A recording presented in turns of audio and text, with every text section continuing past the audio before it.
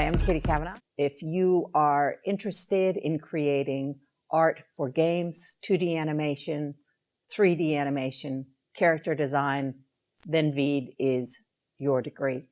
Because we are an art degree, we ask for a portfolio. And a lot of students find that a little bit alarming when they see the word portfolio. So I just want to clarify a couple things. First, we say a maximum of 10 pieces. Really, we're happy with 2 or 3. You don't have to put in 10, but give us a few. What we're looking for is we're looking for your potential. We're looking to see that you love this.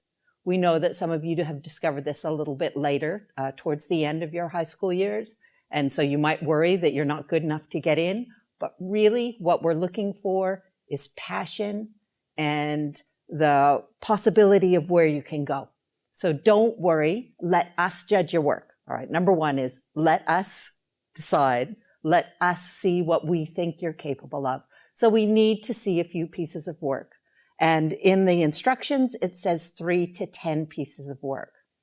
What happens is when you apply through SATAC, it goes to Flinders.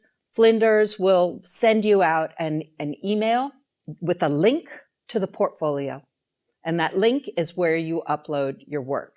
You can upload still images, you can upload photographs, you can upload sculpture, you can upload short films if it's for the VFX, right? Don't upload a short film with no VFX. If you upload a group project, tell us what you did. Make sure that you let us know, I did the background paintings, I did the sets, I did the props, I did the VFX.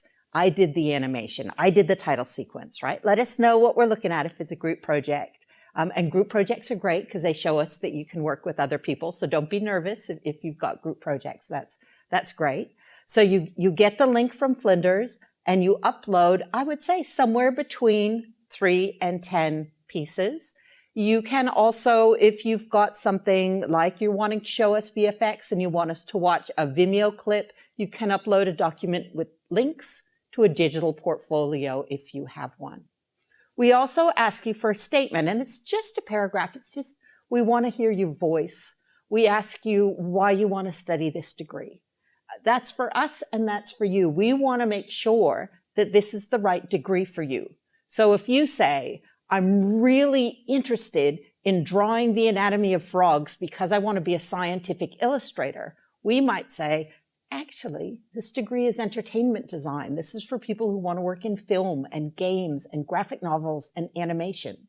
So it lets us know that you're coming into the degree with the expectations of what it actually is. And it also gives us a chance to hear your voice. There's no wrong. We just really want to know, why do you want to study this degree? So that's that written statement. The third thing that we ask for is a CV or a resume. If you haven't worked, it's been COVID. Don't worry. It's totally fine. This is more a document that you're starting now at the start of your degree and you're going to build on during your degree and the rest of your life. So it's just the foundational details about who you are and where you studied and any work that you might have done. And that shows us things like teamwork. So if it says Foodland or McDonald's, that's great. That's really relevant to us and it's really valid. So again, there's no wrong with the resume. The only wrong is if you don't upload it. If you don't upload the portfolio, and if you don't upload the documents, we can't make you an offer because we have to see your work. So just make sure, have faith in yourself, have faith in us. Just get those 3 documents together and then be brave, press upload. Once you get your ATAR, the minimum ATAR is 60, and I'll talk for a minute what you can do if you don't get that 60, but you probably can. If you've got that 60, then that says, okay, if your portfolio is approved, and if you've got the score to get in, and if you've put us as number 1, then everything rolls ahead quite smoothly. If you find that you don't get that ATAR, the best thing to do is call admissions, right? They're genius about admissions. Go figure. So admissions know everything there is to know about the alternate pathways, about how do you get in. And there's things like foundation studies or coming in through TAFE, coming in through one of our pathway degrees.